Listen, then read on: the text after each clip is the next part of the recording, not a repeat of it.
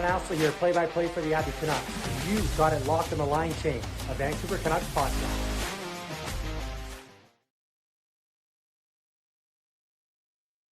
On a scale of 1 to 10, how much of a must-get is Gavin McKenna for the Vancouver Canucks?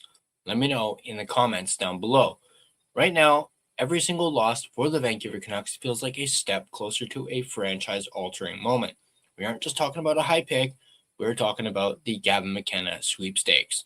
What's up, Canucks Nation? Welcome back to the Line Change, and if you're new to the channel, welcome to the Line Change. Is McKenna actually the Bedard-level savior this fan base is praying for? Or is he like a comment that I saw, too soft? Today we're putting the highlights aside and looking at the profile to see if McKenna is the cornerstone of a Canucks rebuild, or if the 2026 draft has a hidden first overall threat that no one is talking about. If you're ready for the most honest look at the future of this team, let's dive into the Gavin McKenna prospect profile. Let's check it out. This is, of course, brought to us by the Hockey Writers website. Has a full-on profile of all the prospects, so we're going to go through all of them. Again, we're starting from the very tippy top at the, as of now, at least on a lot of people's prospect rankings, they have Gavin McKenna as first. So we're going to obviously go with McKenna first.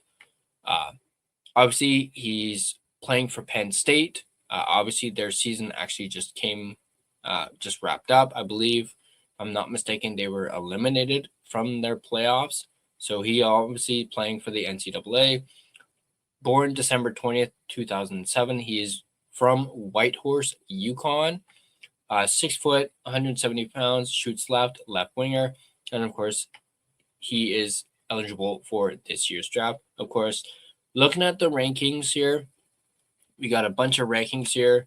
In the NHL Central Scouting midterm rankings, he's first among North American skaters. Peter Berrettini's top 96 March rankings, which we did. You guys can definitely check that out over on the channel. We did a live stream for that. He was ranked first in that one. Andrew Forbes' top 64 January rankings, he was ranked first. Jordan Orth's top 32 February rankings, he was actually ranked second. Craig Button's from TSN, his January list, he was ranked first. Stephen Ellis from the Daily Faceoff, his midseason ranking had him at second. Jason Bukala from Sportsnet's December ranking had him second as well. Tony Ferraris from the Hockey News pre-World Junior Championship top 50, he had him actually at third. That is actually the lowest that McKenna has been ranked. McKean's top 32, he had him at first. Dauber Prospects December rankings had him first. And then SMAT Scouting midseason rankings had him at second. At this point last season, Gavin McKenna was the unanimous first choice for the 2026 NHL draft. In 24-25, he had just 2 games where he didn't register a single point with the Medicine Hat Tigers of the WHL, both of which came in the first 9 games of the season, and in the final 5 games, he put up an unbelievable 9 goals and 23 points, including his first career 7-point game. Since 2000, only 3 17-year-olds have scored at least 120 points in a single season. Nick Petan with 120, Connor Bedard with 149, and McKenna, who finished with 129. However, opinions have begun to split over the past several months on whether McKenna truly is a generational superstar alongside Bedard, or if he is the next Shane Wright, a top junior talent overexposed to the relentless draft cycle.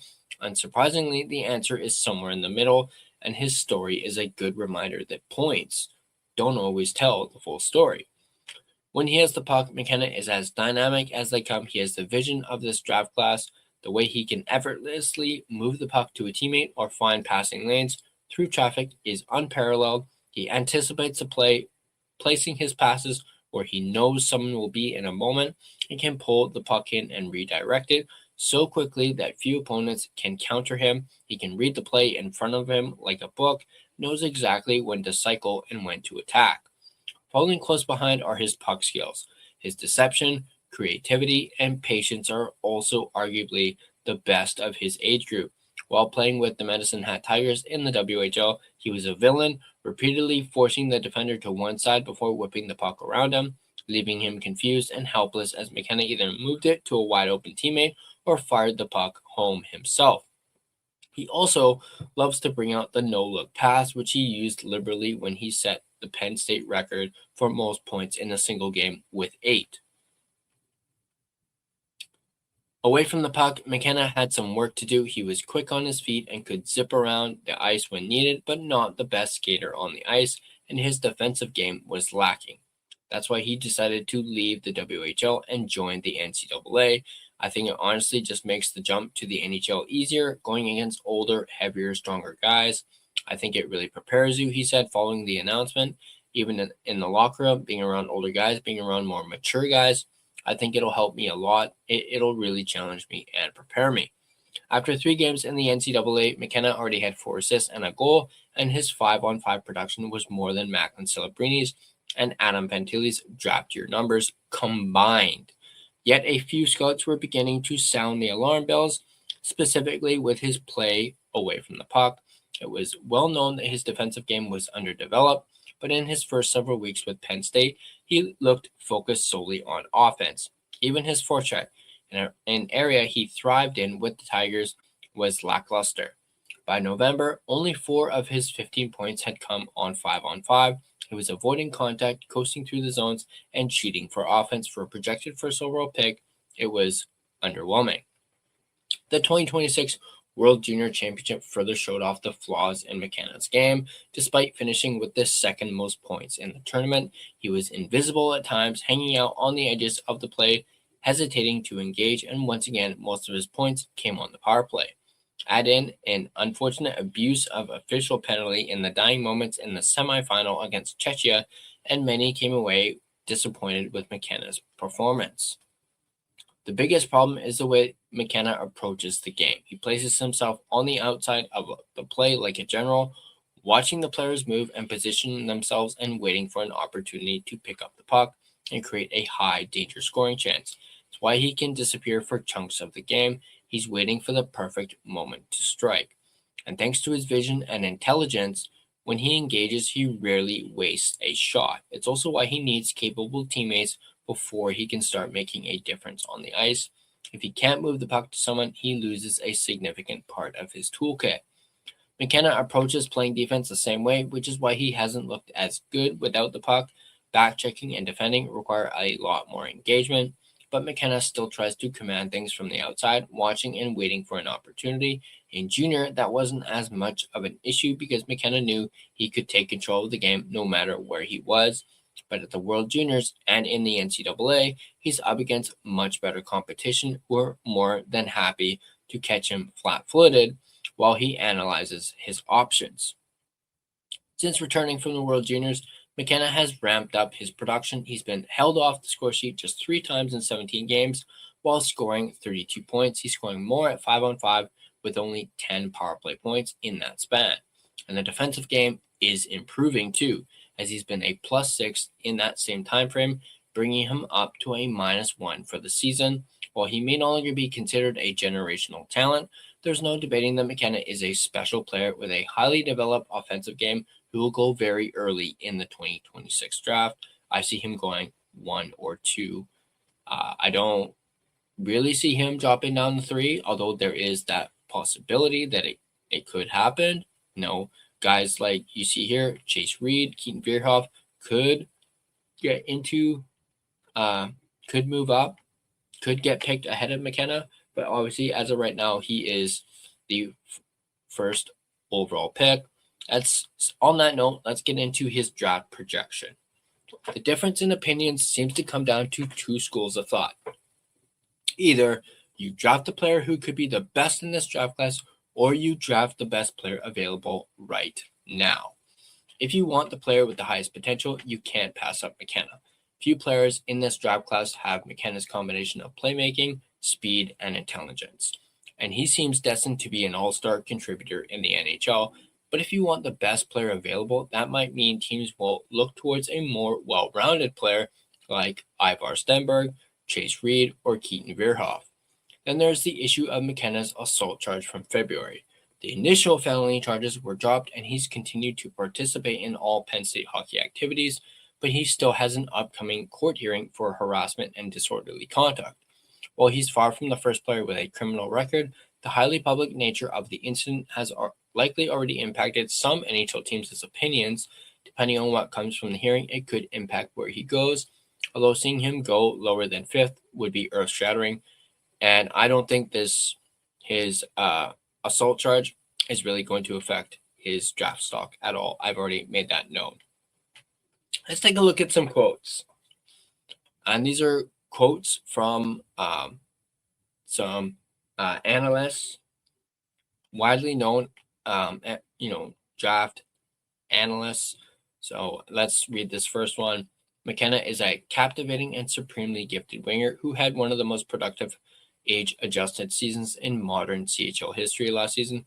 The college game has been a bit of an adjustment, though particularly at 5-on-5, highlighting his lean build and some bad habits, notably a need to be more physically engaged and show more effort off puck. The talent and upside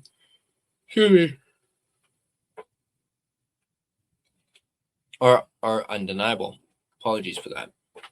But he's imperfect and increasingly has frustrated evaluators. This was from Scott Wheeler from The Athletic from the 2026 NHL draft ranking. Ivar Stenberg takes top spot ahead of Gavin McKenna on Wheeler's midseason top 64, The Athletic from January 20th, 2026. Gavin McKenna is excellent at settling bouncing pucks and can convert on snapshots, curl, and drags, and one-timers, all with regularity. Often in motion, McKenna also projects better defensively with strong stick habits and the ability to manipulate puck carriers. Really, though, the biggest separator is McKenna's approach with the puck. For better or worse, McKenna has a huge risk threshold and loves to hang onto the puck. His skill and creativity are perhaps unmatched. Finishing multiple plays, I've never seen someone even attempt before, but it also leads to him getting caught, sometimes in grimace-inducing ways. This was from Luke Sweeney from Dauber Prospects. Let's take a look at his strengths. Playmaking and puck movement, deception and creativity, vision and intelligence on offense, quick, strong shot, varied shot selection. Let's take a look at his skills that are under construction and where improvements he could make. Defensive consistency, strength and willingness to engage physically, and his 5-on-5 production. Let's take a look at his NHL potential now. McKenna has the toolkit to be an 80-plus point player in the NHL. He's been compared to Patrick Kane, who went first overall in 2007, and Nikita Kucherov, a 5-time 100-point player, for his ability to set up his teammates with highlight reel plays. I see more of a Mitch Marner, who went 4th overall in 2015 and served as Austin Matthews' setup man for his 9 seasons with the Maple Leafs, but was regularly criticized for his playoff effort. No matter where you fall, McKenna has the skill to be an incredibly impactful player in the NHL. He just needs to keep working on his play away from the puck to get there. Let's take a look at the risk-reward analysis.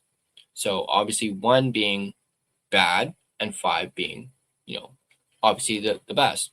The risk with Gavin McKenna is a 1 out of 5. So there is no risk for drafting Gavin McKenna. The reward is obviously substantial. It's a 5 out of 5. His fantasy hockey potential, offense, 10 out of 10. Defense, 6 out of 10, which is actually not that bad. His awards and achievements, he was the 2023-24 WHL Rookie of the Year, the Jim Piggott Trophy, 23-24 WHL Central Division All-Star Team, 23-24 WHL Rookie Assist Leader, CHL Rookie of the Year in 23-24, and then the CHL All-Rookie Team in 23-24, and then the 2024 World Hockey Championship All-Star Team, the U18 World Junior Gold Medal in 2024, the U18 World Junior All-Star Team in 2024, the U118 World Junior Gold Leader in 2024, the Helinka Gretzky Cup Gold Medal in 2024, and the WHL Eastern Conference All-Star Team in 24-25, WHL Champion in 24-25, the Ed Chenoweth Cup, the WHL 4 Broncos Award, Player of the Year in 24-25, the WHL Assist Leader in 24-25, CHL Player of the Year in 24-25, CHL First All-Star Team in 24-25, and a 2026 World Junior Bronze Medal. These are just some interviews, links to different things. When it comes to McKenna, I will leave a link to this profile in the description down below so you guys can check it out yourselves and click on these interviews and links. And then a quick look at his stats here, courtesy of Elite Prospects, showing here his BC Junior Canucks. Little coincidence there. He played for a junior team that was called the Canucks back in 2016, 2017. So, and then 10 years later, he could potentially be drafted by the Vancouver Canucks. Little coincidence there, where he had 11 points in 6 games as a BC junior. In the Pro Hockey Selects U12, he had 12 points in 8 games. Yukon Zone U15 AA, he had 39 points in 20 games. That was in 2019-2020. In 2020-2021, with the Rink HA Kelowna U15 prep, he did not get any points in that. But in 21-22, with the U18 prep, he had 65 points in 35 games. Pro Hockey Selects U15, 22 points in 9 games. Saha U18 prep, 75 points in 26 games. In 22-23, 14 points in 6 games with the U18 prep in the Circle K Classic. Team Yukon, 31 points in 7 games. Jesus. Wow. And then, of course, moving on to the WHL with the Medicine Hat Tigers, he had 18 points in 16 games for his first season with the Medicine Hat Tigers, 97 points in 61 games in his second. I think that was the same season. And then Canada Red, 8 points in 7 games. Canada U18, 20 points in 7 games. And then here's his big season with the Medicine Hat Tigers in 24-25, 129 points in 56 games. And then in the Memorial Cup, he had 6 points in 4 games. The Hlinka Gretzky Cup, he had 6 points in 5 games, 1 point in 5 games in the WJC 20, which is the World Junior Championship. And then with Penn State, he had 51 points in 35 games. And then at the World Juniors this past year, 14 points in 7 games. And we didn't even look at the playoffs here. 5 points in 3 games with the Kelowna U18 prep in 21-22. 5 points in 3 games in the Saha U18 prep, CSSHL U18. 1 point in 4 games with his first playoff run with the Medicine Hat Tigers. His second playoff run, 6 points in 5 games. And then his most recent playoff run with the Medicine Hat Tigers, 38 points in 16 games. Of course, we got some videos here. Again, like I said, I will leave a link to this profile. You guys can check all these out.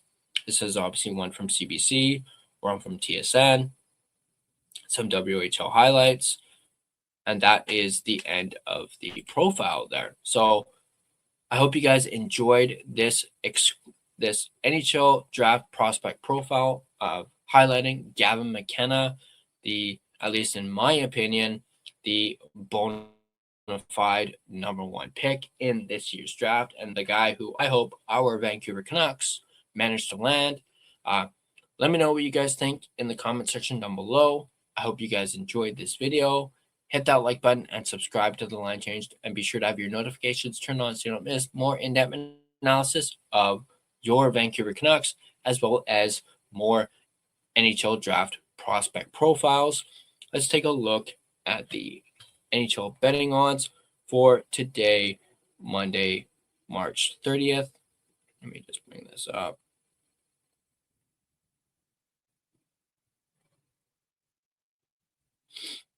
Let's take a look at the St. Louis Blues and the San Jose Sharks. The Blues are a plus 1.5 and a minus 278 on the puck line and a minus 110 on the money line. The Sharks a minus 1.5 and a plus 225 on the puck line, while a minus 110 on the money line. Just a reminder, these odds are, of course, subject to change. And, of course, please play responsibly. Now, a big shout out and thank you to the sponsor of this video, none other than DraftKings Sportsbook, which is, of course, an official sports betting partner of the NHL. DraftKings Sportsbook, an official sports betting partner of the NHL, is built for the fastest game on ice. With player props and live betting, every shift, every shot, every save gives you options to get in on the game with DraftKings Sportsbook. New customers bet just $5, and if your bet wins, you get $300 in bonus bets instantly. Download the DraftKings Sportsbook app and use code THPN, that's code THPN, to turn $5 into $300 in bonus bets if your bet wins. In partnership with DraftKings, the crown is yours. Gambling problem? Call 1-800-GAMBLER. In New York, call 877-8-HOPE-NY or text HOPE-NY. In Connecticut, call 888-789-7777 or visit ccpg.org.